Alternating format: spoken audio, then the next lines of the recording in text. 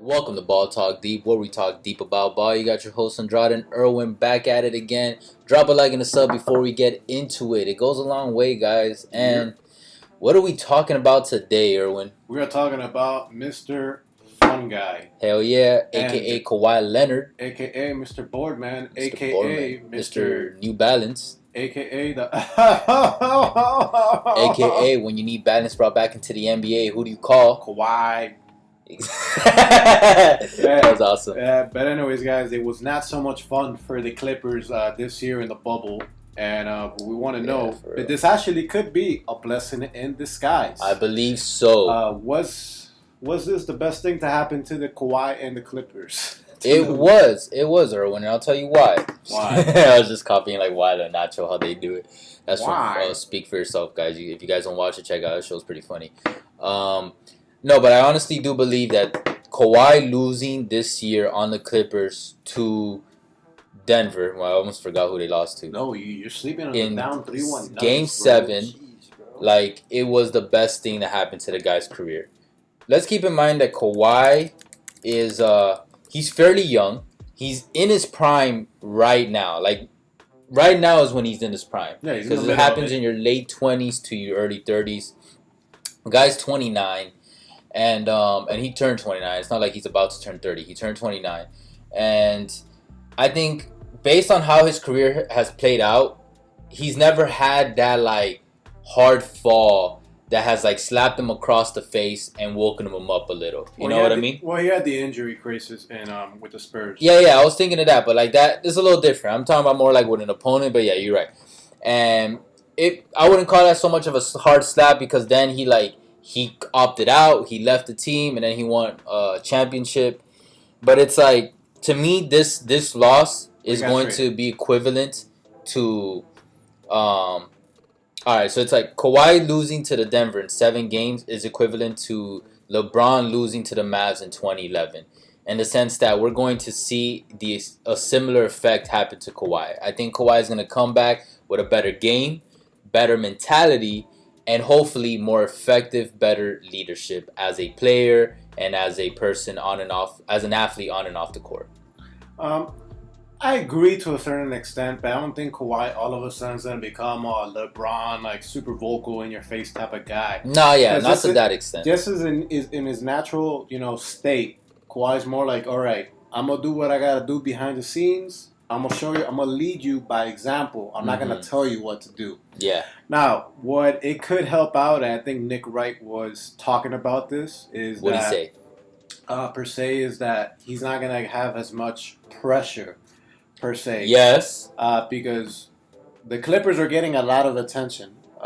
In the beginning of the season, with all the hype that they've been going on.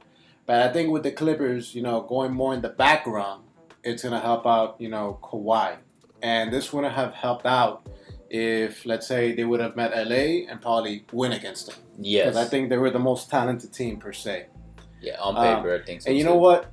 Losing is one of the best teachers that you could have because you learn from your failures more than from your successes. Exactly. While Kawhi is a very quiet guy, everybody has an ego. And I think that whole Clippers team, despite them not achieving anything, they had a very high ego, and I think what happened to them is going to knock them down and be like, yo, if you want to win a championship, we actually got to put in the work and, grind get to it. And you know what helps with your distraction point, actually, too? I was thinking about it as you were saying it, is Ty Lue now getting signed as the head coach. I think that's also going to take away a little more pressure from, like, okay, it's going to be a little less focused on, like, can Kawhi lead this team into the finals after that horrendous implosion that they had. And now it's the focus is going to be on, okay, can Ty Lue coach this team and lead them to the promised land? You know what I mean? So now that, in a way, Ty Lue indirectly is getting some of the focus away from Kawhi and a little bit on the left side, but PG as well. And I don't know, there's rumors that PG might not even be there. I think that's false. I think PG will still be here, at least for this upcoming season. But yeah, I really think Kawhi, like you said, he's not gonna come out the gates like fucking being the most vocalist of all time. But I do think this summer he's gonna now think about it and be like, okay, what can I do better? and he's realizing that, like, okay, playing the game that I've been playing up until now, yes, it's gotten me 2 Finals MVPs. Yes, it's gotten me 2 championships. Yes, it's gotten me a lot of money. But maybe it's time that I start adapting my game, or start evolving it in a different direction, or in more ways, on a wider spectrum. It doesn't have to be a different direction, just on a wider scale. And I think that is happening. It's going to happen with Kawhi. And a big reason is going to be because of this loss. Because, like you said, there was no reason for the Clippers not to at least make it to the Western Conference Finals. Mm-hmm. Like, they didn't even get to the finals. Everybody was expecting them, to win the championship. They were the favorites to win it. At the very least, make it to the finals, past the Lakers.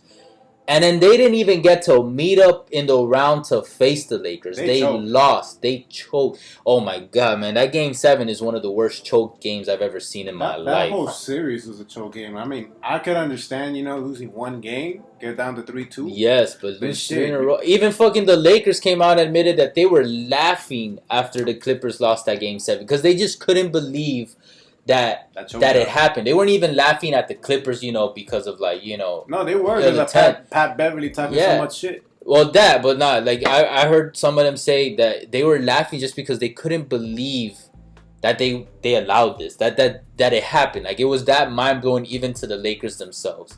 And I think it was to all fans. And I think that also, that type of loss, it's similar to Mavs in 2011 with LeBron. Like, the Mavs weren't the favorites in that series. Definitely, let's be honest. The Heatles, it was their first year. We got that, but, like, everybody went in like, okay, this is their time. They made it to the finals in the first year. LeBron said not 1, not 2, not 3, yeah, not 4. And we were expecting that one to happen that year. And then Dirk and Terry and everybody else, Kid, came out. And that changed something in LeBron internally. He's talked about it. Even Wade's talked about it several times. I think maybe in a few years, who knows? Maybe PG and Kawhi will talk about being on an island together and having that serious one-on-one talk on what they could do together and what Kawhi could do as a individual and as a leader to improve his game. Well, you know what? It's all good. Hey, Kawhi, look, if it doesn't work out in LA, hey, you could always take your talents down to South Beach, man. Yeah. You'll definitely win some championships down here. I'll tell you that. And what I'm actually really excited about too is because I believe it's going to have a positive effect on Kawhi. It's like I'm kind of curious to see. Okay, he already has the talent. If he adds this to his game, like, let's see what his success is moving forward from now on. Like, imagine he wins 2 or 3 more chips moving forward. Then I would be for me. It would be like, okay, it all started right there with this loss. It should be interesting. It just adds to more, how more interesting this offseason is going to be because there's so many elements that have been going on. And we have a pretty long. We still don't know. There's no announcement on when the league's going to come. There's talks that it might come back in March or in 2022. Jesus Christ! Well, what? The talk is for Martin Luther King Day. That's the talks. That would be cool. That'd be dope. But, hey, guys, look, we appreciate the love and the hate. You guys already know. You catch us on Insta, catch us on Twitter, catch us on TikTok, on Ball Talk Deep. Where we talk deep about ball. You already know. We'll catch you guys soon, but for now, later. Take care.